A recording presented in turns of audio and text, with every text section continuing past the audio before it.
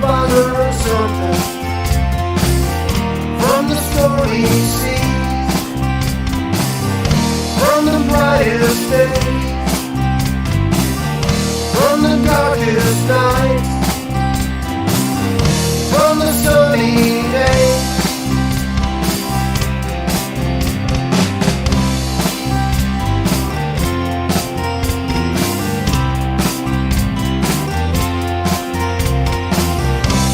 I hope you learn something. I hope you learn something. I hope you learn something from the stormy seas, from the brightest days, from the darkest nights, from the sunny days.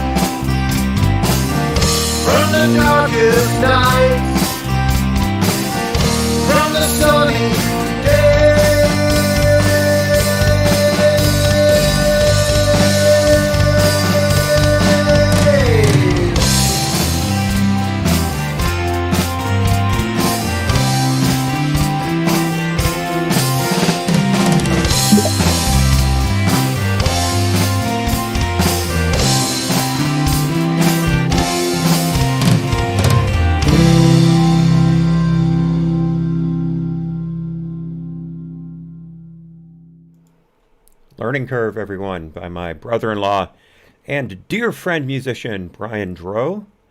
His email address is in the About section of the Trovo page, and I believe the DLive page as well. Welcome to the All Hat No Cattle Daily News Rodeo. I'm your host, Hat. I'm not going to do the can't remember thing anymore because I can't remember how it goes. I can't remember how to can't remember, so I'm just going to do it differently from now on. And welcome everyone in the chat. Lots to do today. We may go long, folks. I've been trying to call different stories out as I go through the show today, and I just can't figure out what's going to be what. We've got stuff on the latest regarding the initial Washington Post story about then President Trump saying that he was trying to just find 11,780 votes in Georgia, how that story has fallen flat on its head, and fallout from that, including a statement from President Trump himself. I also have some COVID news, most specifically governor malfeasance that we've been talking about over and over again. Now we've got some news not only about Cuomo, although this time it's again his sexual peccadillos, harassment at least, but also some COVID nursing home news from both Michigan and New Jersey. I have a very long article on the New Jersey piece that also covers covers New York, 2 news in a row. And it is something you'll want to read on your own time. I can't get into all of it by far. And then we'll have a bunch of border stuff in the follow-up after show that'll be only on DLive and Trovo. Check the pinned comment in YouTube if you want to find us on Trovo, and I will get the address to DLive up there before we switch over. I just don't have time right now. I'll do it during the pause between shows. And also, to finish the show today, I have a very, very harrowing video taken from a security camera from a home in Florida of, honestly, a light plane crashing into an SUV on the street. Just nosediving into the SUV on the street, killing 3 people, 2 in the plane, and a child that was in the vehicle at the time. It is the most insane piece of video I've ever seen. And I've been watching accident videos on the Flight Channel for years now, so just saying. Anyway, let's get right into it then. Our first Babylon Bee bookend, this is one on the left from their Worldviews section. Asians asked to be less successful to stop ruining racial narrative. And here we have a picture of what appears to be a group of Asian business people at a meeting, and money just flying in the air. Crazy rich Asians. Dateline US. There is a long, successful narrative about race in this country. Racism of the past has led to structural racism, which keeps minorities from being successful. It seems really, really true, but one group continually causes problems for that narrative: Asians. Asians in the U.S. have faced terrible discrimination in the past and continue to face discrimination today, and yet they continue to do even better academically and financially than white people, the bad race that oppresses everyone. Woke activists are trying to put an end to this for the campaign urging Asians to be less successful so the simple racial narrative can prevail. Said activist Howard Morrison, "It's really inconsiderate," who is a white person himself who prides himself on caring more about racial issues than even most minorities. Quoting him further, "No minority is supposed to be able to succeed until all white people learn to check their privilege. If minorities are successful anyway, it gets harder to guilt white people and just makes things more difficult for everyone." Close quote. The new campaign is called, quote, "You're not allowed to succeed yet." It's specifically aimed at Asians, but also applies to any minority doing well before structural racism is ended. The campaign has a phone number to report any successful minority, who will then be educated on how important it is that minorities wait for white people to fix things before any of them do well. A number of top universities have already signed on to the campaign and are helping out by limiting the number of Asians they admit. Once again, the Babylon Bee hitting so close to home, it's not even satire. Continuing on. All right. As you know, sometimes I'll start off with January 6th news. And today is no exception. We just covered last week about the National Guard being asked to extend its duty till May 23rd. And how a number of states are saying they don't want their people there that long and they're not going to pay for them to be there. And so that's raised a bit of a problem with D.C., the Capitol Police, and the people at the Capitol itself. Well, now we have news that they're going to start tearing down some of the temporary fencing that's around the Capitol. As you may know, there's some 4 miles of fencing around the Capitol right now, including cutting off 2 streets that run close to the Capitol. Once these fences are removed, I believe within the next few days, those streets will finally be able to allow traffic again. That's how bad it's been. So why is it that suddenly we're going to be taking this down? Well, Acting House Sergeant-at-Arms Timothy Blodgett said in a memo to lawmakers and staff on Monday that Capitol Police officials have said, quote, "There does not exist a known credible threat against Congress or the Capitol complex that warrants the temporary security fencing." Blodgett said the inner fencing will remain as long as the architect of the Capitol, quote, "continues to make necessary security repairs to the Capitol building. Capitol Police will," and again quoting, "continue to monitor the threat posture should a change occur. Plans will be re-evaluated." So, going further, the decision to scale back the layers of extra security come after Lieutenant General Russell Honore, who led a review of security failures at the Capitol after the deadly January riot, penned a blistering op-ed arguing that more fencing was not the answer to the Capitol's security issues.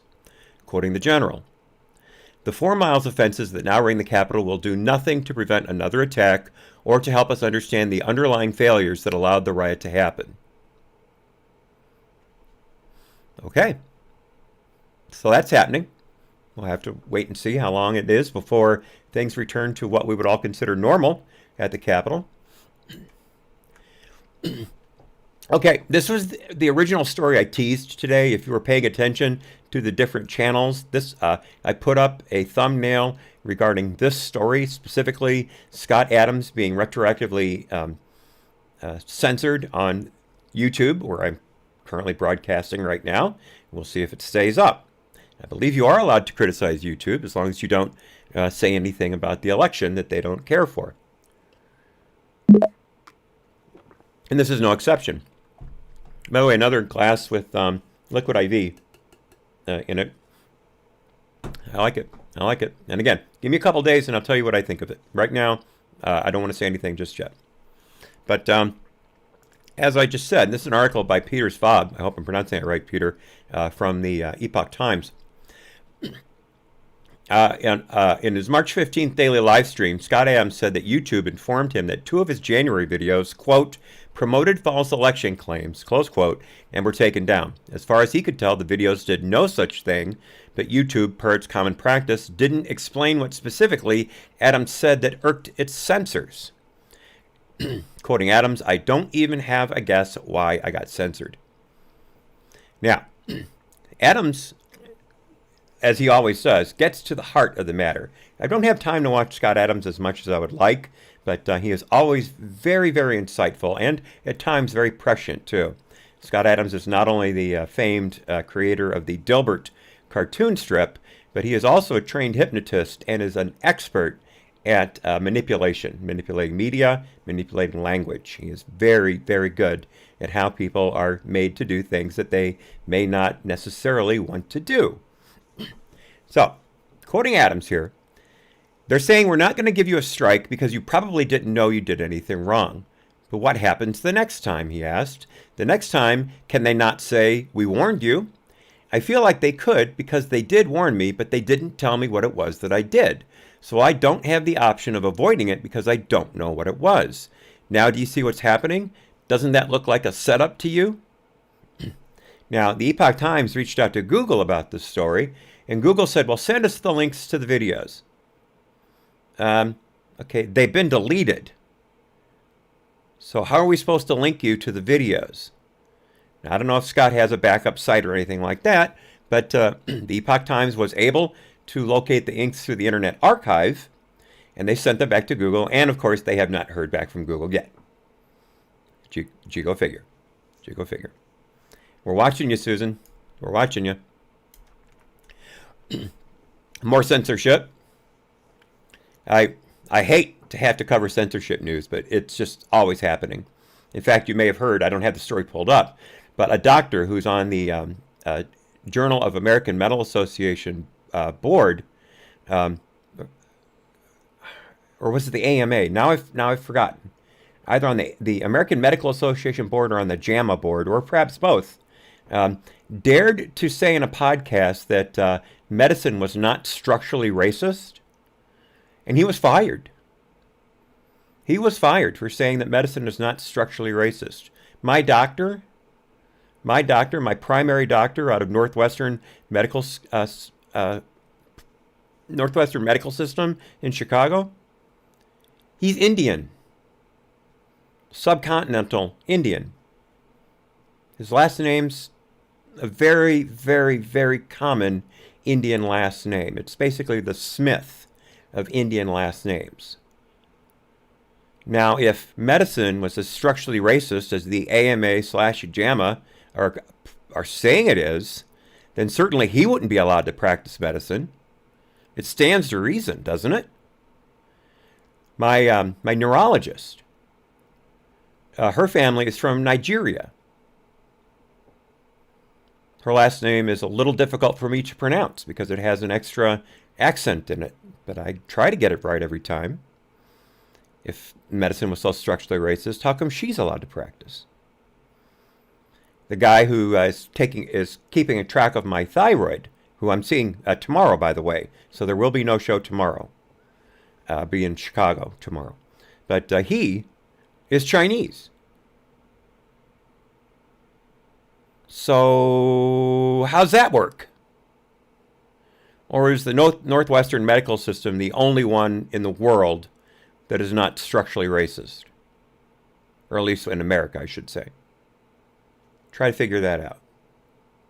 Skullcram takes a guess. It could be correct, sir. I will not confirm it because that would be doxing my doctor a little bit. But that is one of the names that it could be. Let me just leave it at that. So anyway, getting back to censorship in a more sedate manner, The Talk, CBS's version of The View, hosted in part by Sharon Osbourne, the wife of famed rocker and reality TV star Ozzy Osbourne. And no, Ozzy never did bite the head off of a live pigeon or a live bat on stage. That someone threw a dead bird onto the stage. Ozzy picked it up and pretended to bite its head off. That's what happened. So don't believe the crap about Ozzy. Anyway, Sharon Osbourne made the cardinal sin of defending Piers Morgan. And you know Piers Morgan as the presenter on a very, very popular British daytime show on ITV network, which is an independent network separate from the BBC, which is state-owned, and you have to pay a tax to watch TV in Great Britain. It's required. If you're not paying the tax, they will actually go around and snoop for TV sets that are on that do not have the required box or whatever they use, I forget now, to surveil the systems. And if they detect a signal without the proper backup, the proper certification, they will come in and they will rip your TV out of the house and they will fine you. That's the freedom of speech in Great Britain. Anyway, but ITV isn't like that. You still have to have a TV license.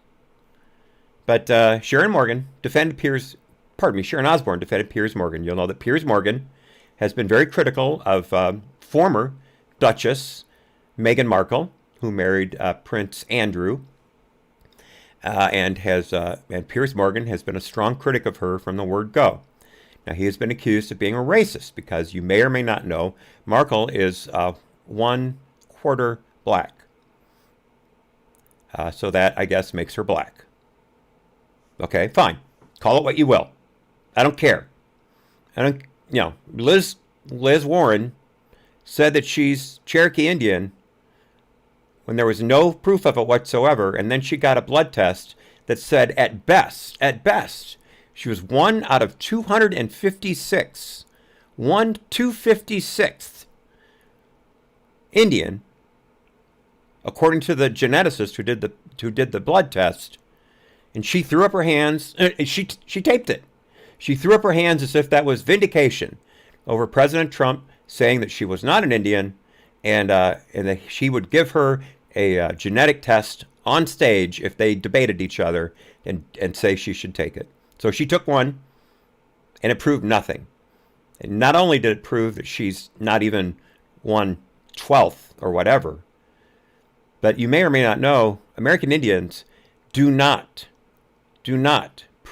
participate in genetic research. They certainly don't do 23andMe and things like that. And it's specifically because they don't want their identities to be spread around and used for research and things like that. They want to remain whole as a number of disparate tribes can be. So if someone gets a blood test and they tell you there's so many parts Indian, American Indian, no, there's so many parts Central or South American. They could be Central American Indian, because as you know, the American Indians are descended somewhat from the Central American Indians, and vice versa. But Sharon Osbourne defended Piers Morgan for daring to deny the absolute reliability of Meghan Markle. You'll know Meghan Markle and Prince Andrew were on Oprah Winfrey the other day, and Markle blasted the royal family for being racist, for saying that someone in the royal family asked her what color her baby would be. She's pregnant right now, and God bless her. And Andrew, I hope they have a wonderful, healthy baby who lives to a ripe old age and takes care of them and their dotage. But, and thing after thing, they never gave a specific name as to anyone, even though they're technically not in the royal family anymore. They have nothing to lose by naming names, but they didn't. And Piers Morgan said, I don't believe her. I don't believe a word that comes out of her mouth. So he's on set, and one of the other presenters on the show started attacking him for saying mean things about Meghan Markle. And Piers Morgan threw up his hand and says, that's it, I'm out. I'm out, I quit. I'm not putting up with this, I quit. And he walked right off the stage. He was fired from the show, and he said, good. I'm standing up for my right to speak my mind without being censored. Now, Piers has been on the talk before. And as I understand it, he and Sharon Osbourne are somewhat close.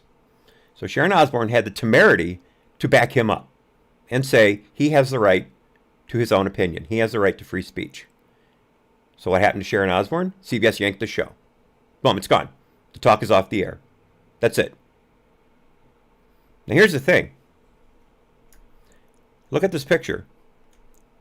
This is a picture from the set of the talk. And there's Sharon Osbourne, center right, as you're looking at the screen.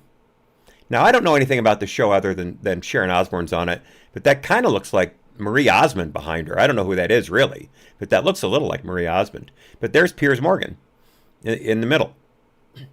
And Donald Trump Jr. tweeted out something regarding this, and he said, this is getting insane. Now other shows are being pulled off the air because someone who actually knows someone else doesn't believe they're racist simply because someone else accused them of it with no basis, simply because he didn't believe someone else. Got it? Question mark, exclamation point, question mark. That's what's going on right now, folks. You can't even defend someone for being able to speak their mind without getting canceled. Now, here's the thing. What is Sharon Osbourne going to do? I haven't heard anything from her yet. And what are the people on her show going to do as well? Because we're not talking about just one person here. There's Sharon plus 1, 2, 3, 4 other women. At least 3 of them being women of color. 1 Asian and 2 black women.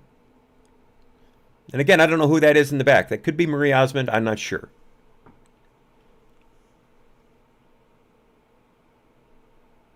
Don't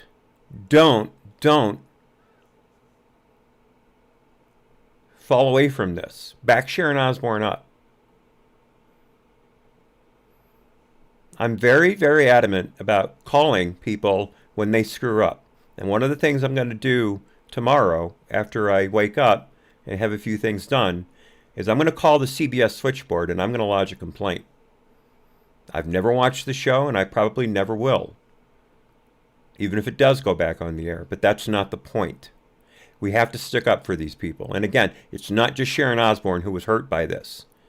There are 4 other people who I'm sure were making good money with no more really outside income to speak of, because these shows take all of your time. And now they're all fired.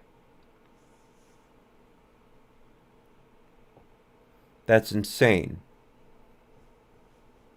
And I covered the story yesterday about Bill Maher saying how we have become a silly people, quoting the line from Lawrence of Arabia. And it's just getting sillier and sillier. And this has got to stop. And it won't stop unless we stand up for people like Sharon Osbourne. But not just Sharon Osbourne, but the little people too. The little people too. Keep an eye out for people getting canceled and back them up any way you can. All right, moving along. Quickly touching on Cuomo and the sexual harassment scandal, which again is bad.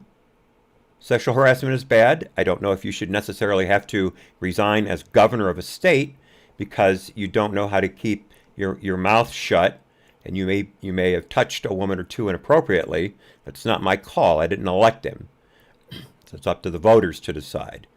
Although the state assembly in New York is looking closer and closer at trying to impeach him, or at least censor him. Things are moving fast in New York. Senator Schumer out of New York has called for Cuomo to resign. AOC, Congresswoman from Brooklyn, called for him to resign. It goes on and on and on, as well as Republicans. So it turns out one of Cuomo's accusers just had a 4-hour Zoom call with the New York State investigators who are looking into this matter. It's an investigation panel that was put together by the New York State Attorney General, Letitia James. And this interview supposedly had certain things in it, including Cuomo's alleged inappropriate behavior that fostered a, quote, sexually hostile work environment, close quote. And this is, by the excuse me, I got a little ahead of myself. This is a meeting with Charlotte Bennett, one of the later accusers, Charlotte Bennett. And this, of course, is a story from the Daily Caller by Shekhzad Yuldojbev, sorry, Shekhzad. Obviously a nice Irish boy. I try to include the names of the outlet and the author. It's only fair, but I get so far ahead of myself I forget sometimes. No offense to them. It's a screw up on my part. I'm still learning how to do this. So, continuing. Bennett alleged that Governor Cuomo made suggestive remarks about the size of his hands. Quote, according to Fox News, one piece of new information that came to light today was the governor's preoccupation with his hand size and what the large size of his hands indicated to Charlotte and other members of his staff. Okay.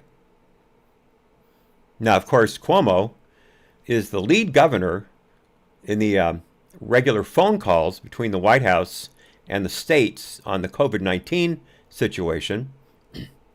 He is, it's a weekly call, and Cuomo's in charge of it. And Jen Psaki said yesterday that they're not going to make a change. Believe all women, folks. Believe all women. Now, another thing that's come out with Cuomo is, of course, the killing fields. And we've been talking about that for a long time now. I coined the phrase Cuomo killing fields. And yesterday I coined the phrase Killer Cuomo. I ask you to use those if you ever use social media to get them going. It's only fair. I try to use them in all the SOE tags I put down for both the Rumble and the Gab TV uploads each day. And one of the biggest critics of Cuomo from the start has been Janice Dean. Janice Dean is the chief meteorologist for Fox News. And she's written a couple books. The latest one is out, and it's called Mostly Sunny. How I Learned to Keep Smiling Through the Rainiest Days. Now, this title is rather poignant because, as I'm sure you know, Janice Dean lost both of her in-laws in nursing home deaths in New York this last year. They were in separate facilities, as I understand it. Both contracted COVID and died in those nursing homes. And Janice Dean has been a very, very strong critic of Cuomo before and since. So she's got a new book out. Now, one of the things you do when you have a new book is you go on a book tour. They have you on the different shows. You get to talk about yourself. You get to talk about the book. Get the title out there. In fact, there's a rule that when a host is talking about the book, before the interview is over, they have had to have mentioned the book title at least 3 times. That's a rule. I learned that from Andrew Clavin. So you got to get the name of the book out there, and it's incumbent upon the guest to try to do the same. So next time you're watching someone plug their new book, listen for how many times the title comes up, and you'll find out it's going to be at least 6, unless they're not doing their job. So Janice Dean has a book out. She's trying to promote it. One of the places that women love to promote their books is on The View. Now, of course, she can't go on the talk now because we just found out what happened to it. But Janice Dean has been trying to get on The View for some time now, and they won't let her. They won't let her. Now, remember, The View, one of its big things is empowering women. The View's audience is almost exclusively female. XX chromosome, for those of you who care for the scientific designation. Their audience is almost exclusive. Their live audience, I should say, is almost exclusively female. And the show is made up of all females. 4 liberals and a poor put upon, somewhat conservative Meghan McCain. And Janice Dean, here in a tweet thread, said, "My publicist asked The View several times if I could come on to promote my book, but also as someone that could talk about Cuomo and what I've been doing for 10 months to raise awareness and accountability for my husband's parents' deaths. Guess what they said? Of course, they said no. Continuing. And yet, Sonny Hostin can go on every day and bash other governors, calling the governor of Florida Death Santis, instead of calling out Cuomo for ordering over 9,000 COVID patients into nursing homes, covering up their deaths, and, sexually harassing at least 7 women. Yes, the number's up to 7. Continuing. Again, this is Janice Dean on Twitter. I must say that Meghan McCain has been trying to shout for months about Cuomo, but when you have all the other women drowning her out and saying no to her good friends who have been screaming for 10 months, it's kind of telling where their loyalties are. And I would not have mentioned this, but seeing Joy Behar, Sonny, yesterday saying they'd basically rather have criminal Cuomo, I like that too, by the way, criminal Cuomo, use that as well as killer Cuomo if you can. Getting back to it, they'd basically rather have criminal Cuomo than a Republican governor in office makes me sick. People ask me why I would want to go on that show, because if even one of their viewers realizes Cuomo could be responsible for the thousands of lives we lost thanks to his deadly mandate, the criminal cover-up, and honor my husband's parents, then it's worth it. Janice Dean, everyone. Again, her new book, Mostly Sunny, How I Learned to Keep Smiling Through the Rainiest Days. I'm going to put the link to it in the 3 chats. Haven't looked at the chats very much, by the way, so forgive me if I'm missing things. I've got so much to do today, I don't want to slow down too much. So there it is in YouTube, there it is in DLive, and there it is in the Trovo chat. This is the link to the Barnes & Noble website for her book. I avoid buying books on Amazon at all costs. I don't care if it's going to cost me an extra $10. I'm not buying up books on Amazon anymore. And I highly suggest you stop doing so as well. Do not support people who censor people. It's just that simple. Vive la résistance. Although I don't speak French, so I could have pronounced that horribly. So, moving right along. Another governor we've been talking about, I don't know why I didn't have that page right, is Gretchen Whitmer, governor of Michigan. We all know Whitmer. She enacted massively draconian lockdowns on the state, such things as you can't garden, you can't buy power tools, you can't buy seeds. You could go boating, but only if it didn't have a motor. So basically canoes and kayaks were the only things allowed in Michigan waters, and small sailboats. Larger sailboats have what they call, what's sort of, dude, I just forgot the name of it. Docking motors, I believe, is one of the things they call them and also trolling motors for getting out from the dock or from the harbor before you can unfurl your sails completely and open up, because most harbors have no wake policies to keep boats from getting scrubbed up against the dock sides and getting damaged. And also there's usually sea life around in some areas, like in Florida with manatees that are for some reason attracted to boat propellers and get sliced up all the time. So you have a very like a 5-knot limit in coastal waters in Florida. I should near the coast, not all the way out. But anyway, so Whitmer also was told by the state legislature, you've got to stop with these lockdown orders. Enough is enough. And they passed a resolution saying enough is enough. She knocked it down, wouldn't sign it, vetoed it. So then the state Supreme Court came out and said, you can't keep doing this. You've got to take these off. And Whitmer said, screw you, I'll figure out my own way to do it. And she started using little-known health laws to extend her illegal lockdown policies. And as I understand it, Michigan hasn't opened up yet. But the big thing with Whitmer, again, we've talked about this, is she also had a policy of sending COVID-positive patients into nursing homes. Now, according to Whitmer and her lackeys in the state, their policy was only set up to send these patients to so-called hub centers or hub facilities, where these patients could be brought into segregated areas areas where the staff didn't mix, where the patients didn't mix. Okay, well, here's the thing. How many nursing homes do you know of that are, most of them are running at close to full capacity now because people my age, the boomers, I'm at the tail end of the boomer generation. So the people before me, a lot of them are in nursing homes. We're living longer.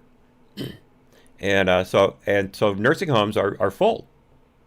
The really good ones are almost impossible to get into. By the way, you can tell a good nursing home from a bad nursing home. You don't even have to tour the place. Just walk in the front door, and it's the smell. If it smells good, you want to stay there. If it smells like soiled sheets, you don't want to stay there. It's as simple as that. Having been in a lot of nursing homes when I was on an ambulance as an EMT, trust me, I know what I'm talking about. Trust me. It's the simplest way to determine whether the place is good or not. The smell. If it doesn't smell good, just turn around and walk away and find another one. That's simple. Anyway, so we got these hub centers, right? Well, how many full nursing homes do you know that can just suddenly create a whole new space to segregate hundreds of patients coming in from hospitals that have, quote unquote, recovered from COVID, but are still COVID positive? Or I shouldn't even say recovered, stable. That was the thing. As long as they were stable, they could be released back out of the hospital. Because that was the whole thing with these governors. New York, New Jersey, Pennsylvania, Michigan, and California. All of them had mandates that COVID patients, as long as they were stable, had to be returned to nursing homes. Now again, Whitmer's hiding behind the hub policy, where they were supposed to be segregated. And so's the governor of New Jersey. I'll get to that in a second. But again, these facilities may not have all the resources required, but they read the law, they read the directive as saying that they have to. And again, that was a problem in New Jersey as well that I'll get to.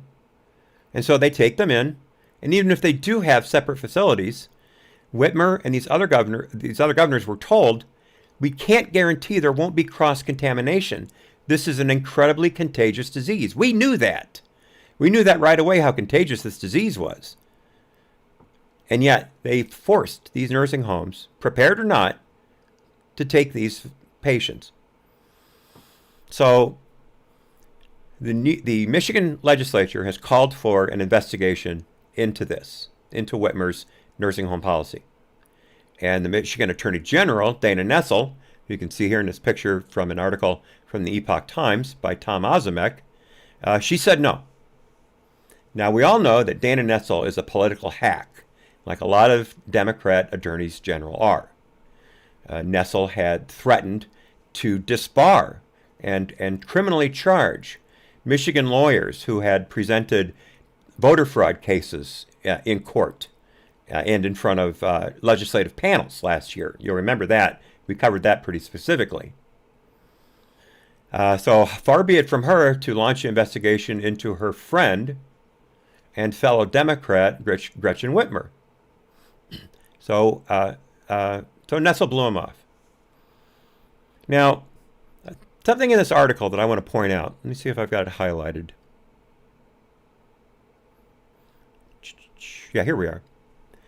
More recently, Whitmer defended her policies in a March 11th virtual discussion hosted by Politico, in which she said it was a, quote, Republican talking point that patients were sent back to nursing homes, close quote.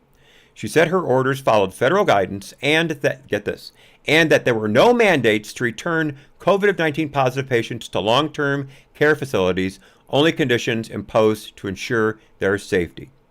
Quoting her again, we never suggested or mandated, much less that they take patients back, but if they were going to, that they needed to follow these heightened protocols. Okay, so I have pulled up here the directive that went out on this whole thing. And let me just, let's see, I've got a couple things I want to do here. I was at the wrong spot. A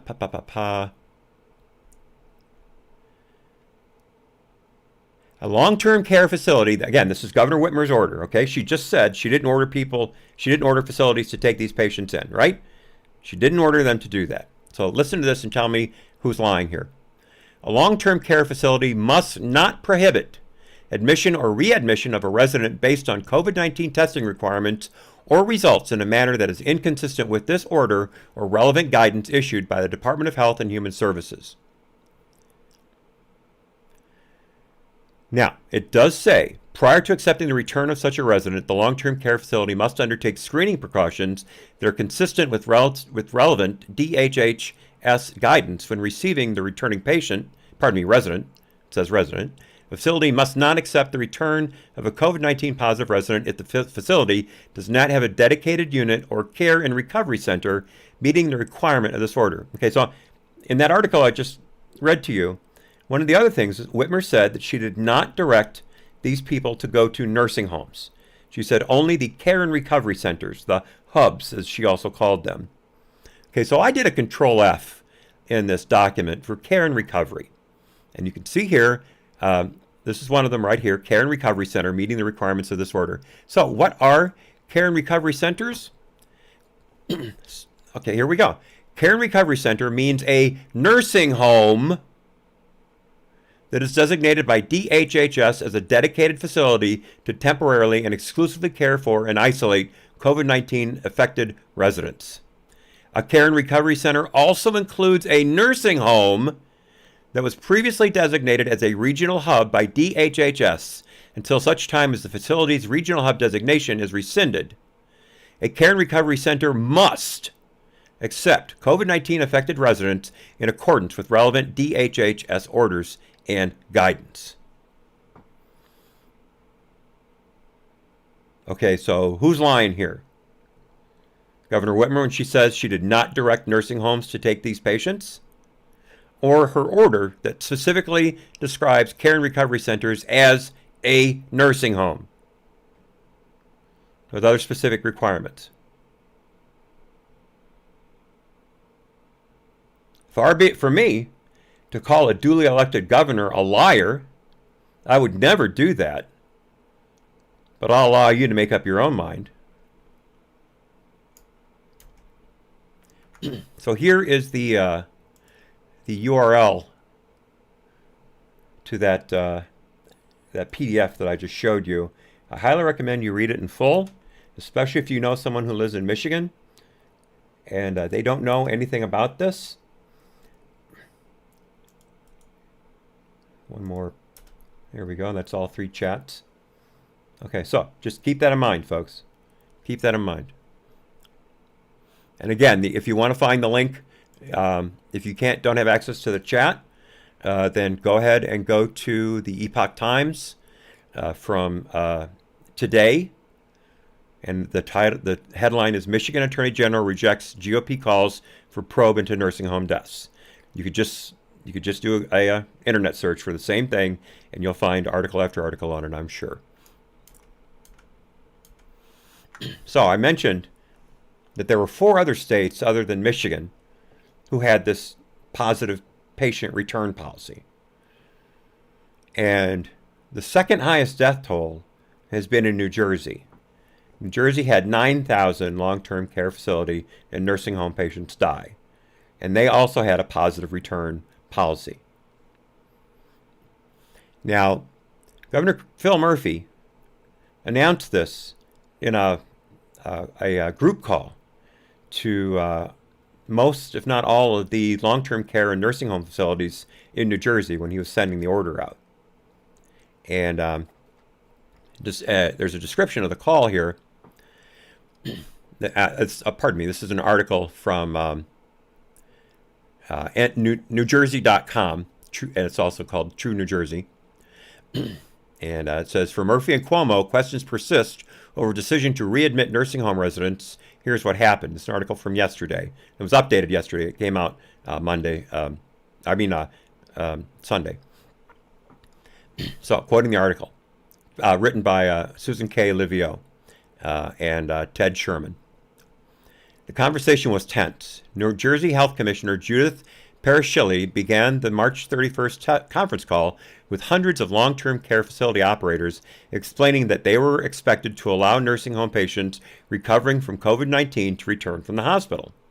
But while she made it clear that they would be required to assign separate staff and separate them from other residents, or to let the state know right away if that was not possible. The exasperation on the other end of the phone was palpable.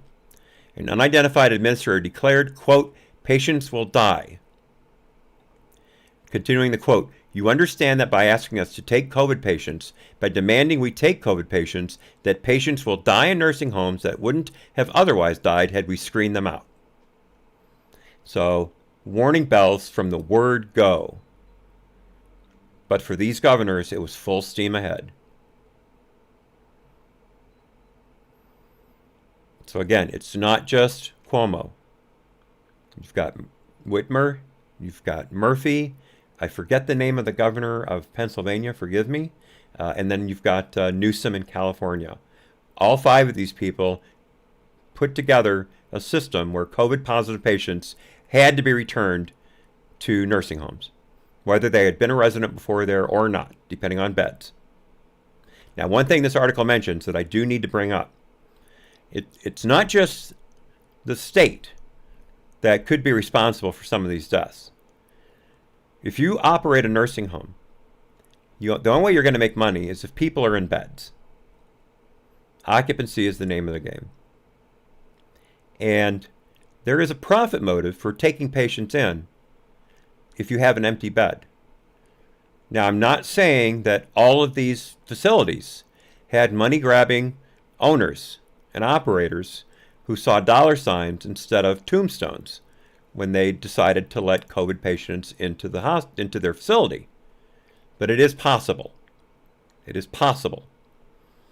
It's the same kind of profit motive that you would see to have doctors and hospitals declare people as COVID patients so they could get more money from the government for their hospital stays.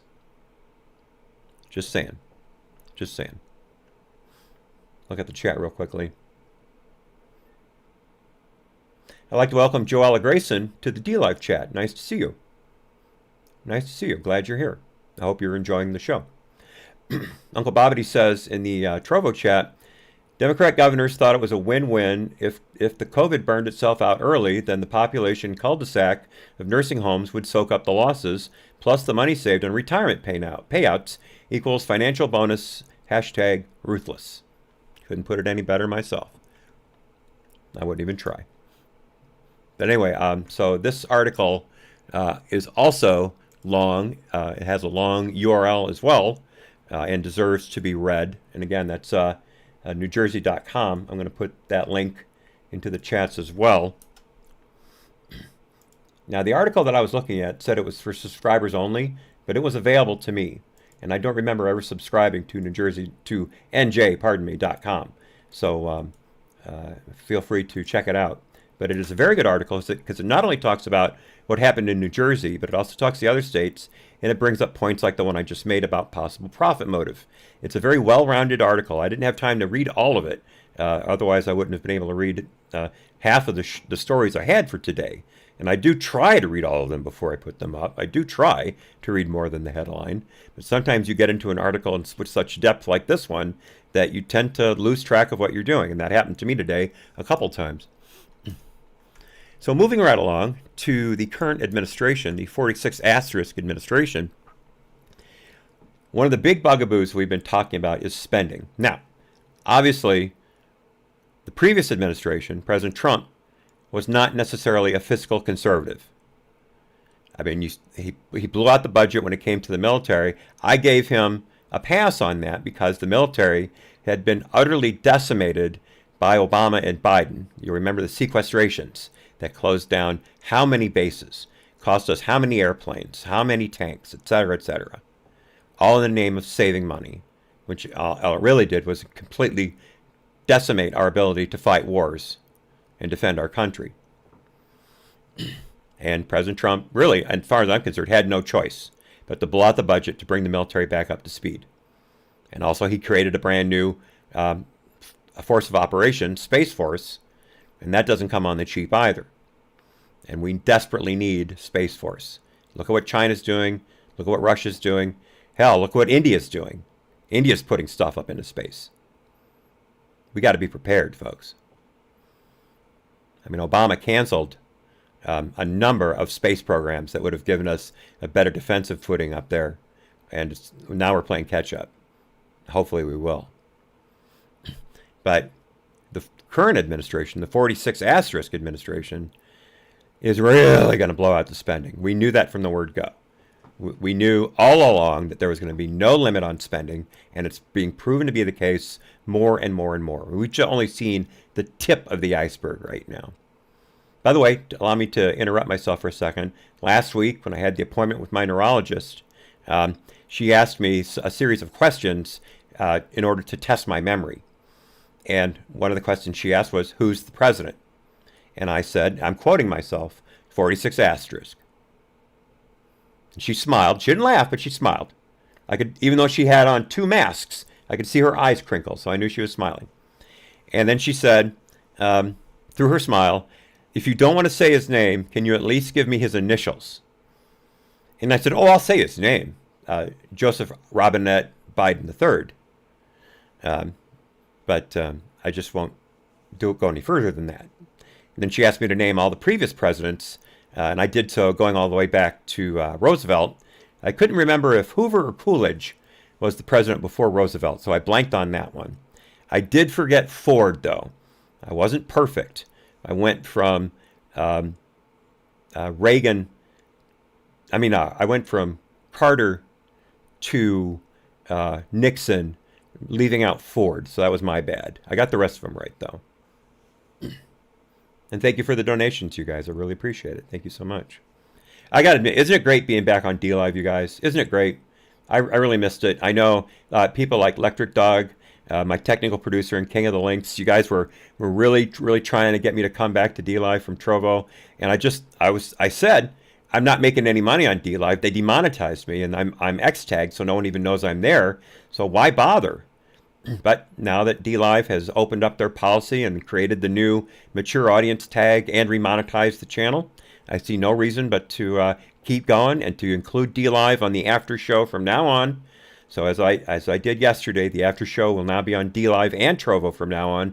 It's only YouTube that I'll be cutting off after the first hour, so then I can get into the heavy stuff and not worried about getting censored, struck, or demonetized on YouTube. Not that I'm making any money on YouTube, but still, every little bit helps.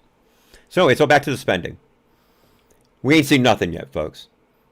Remember, the American Recovery Act, or I'm sorry, it's not Act, American Recovery Fund, whatever they call it. I can never remember now. But the stimulus, they like to call it. They keep saying 1.9 trillion. No, folks, it's $2 trillion. $2 trillion. We're talking the federal government. You round up to the nearest trillion. That's how it works now. It's $2 trillion. I heard someone the other day say this, and it makes perfect sense. The reason the Democrats kept calling it a $1.9 trillion bill is because 1.9 is less threatening than 2. And if you don't believe me, just think back to prices, especially gas prices. How much do you pay at the pump? Someone will ask you, how much did you pay for gas today? And you'll say $2.45. When in reality, you paid $2.45 and 99 hundredths of a cent, which means you really paid $2.46 minus 100th of a penny. But you say $2.45. They're counting on you to round down. It's the same way with something costing $1.99, not $2. You will not say it costs $2. You'll say it costs $1.99. It's pure psychology, and it works every time. So it was a $2 trillion bill. Now, of course, last year we passed I believe a $3 trillion bill. I'm sorry, 2.2 trillion. The CARES Act was 2.2 trillion. And then in December, we passed a $900 billion economic package. Hi there. And now we've spent $2 trillion, but we're not done. Because you remember, we talked about this. Almost all of that bill was dedicated to everything but fighting the virus, which we are winning big time. Winning against big time. Forgive me for leaving the word out. And things are looking better and better every day. But they want to spend so much money on entitlement programs.